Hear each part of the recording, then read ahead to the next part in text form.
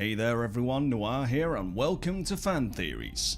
Before we begin, if you are new to this series or haven't seen Catghost, I would highly suggest pausing this video first and watching those, because throughout this series I will be referring back to previous points I've made to improve upon them. I'll give you a couple of seconds here to do that and then you can carry on after you've caught up.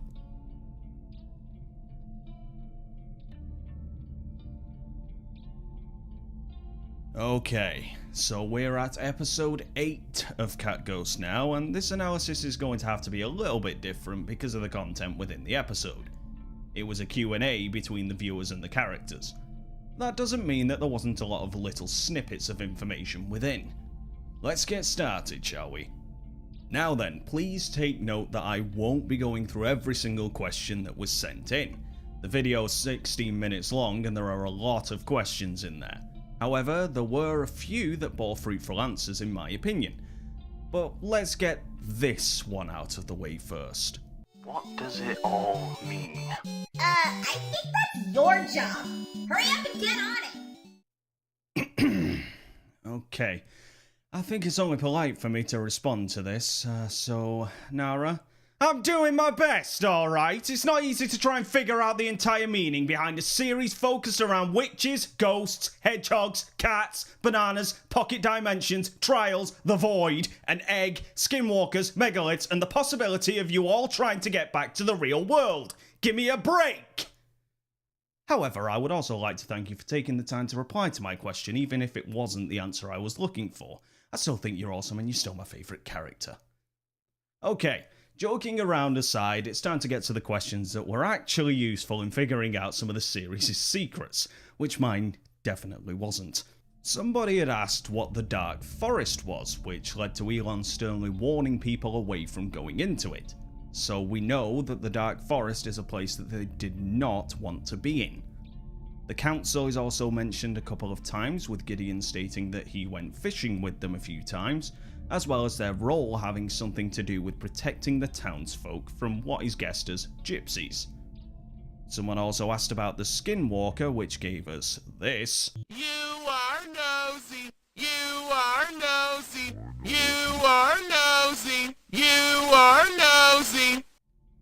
Now, in spite of how creepy that is, it actually makes me question even more about who the Skinwalker actually is, because Nara was the one who was previously possessed in the episode Circle, which could mean that it's Beth, or it could have just been Nara all along. I'm a bit clueless so far.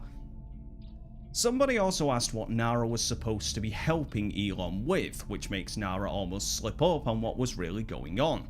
Something to do with collecting souls, but for what purpose it still remains unclear. We also get a subtle answer to who the woman in the mirror is, with Elon saying that they weren't important, but then she backtracks. This, in my opinion, proves that this is a negative reflection of herself, as I stated in episode 3's analysis. Nara and Elon also talk about how they met, with Nara stumbling upon Elon's campsite, which was initially a rather hostile situation, with Elon almost killing her and telling her to leave multiple times. A strange one that crept up was how they met Gideon, which Gideon answered with him remembering writing a bunch of notes and a portal appeared on the wall, which he went through and thus he was born. This may be relating to episode 2, quite possibly, but I genuinely have no clue towards the meaning of that statement, so hopefully it'll be elaborated on further down the line. We're also told not to trust Malone, which was mentioned in Void 2 by Elon, which could be taken as an actual warning, or that Malone knows something about Elon that she doesn't want us to know. The episode starts drawing to a close when someone asks Elon why she ran away. It completely breaks her.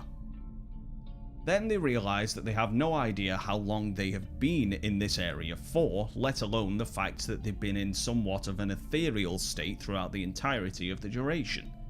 The episode ends with their old forms being lifeless and devoid of features, which could signify that they've now officially left the void. So perhaps we'll now see them in a different form from here on out, as well as the beginning of a new saga.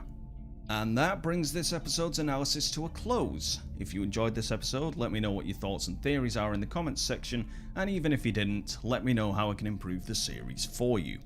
Until next time, people, keep on surviving.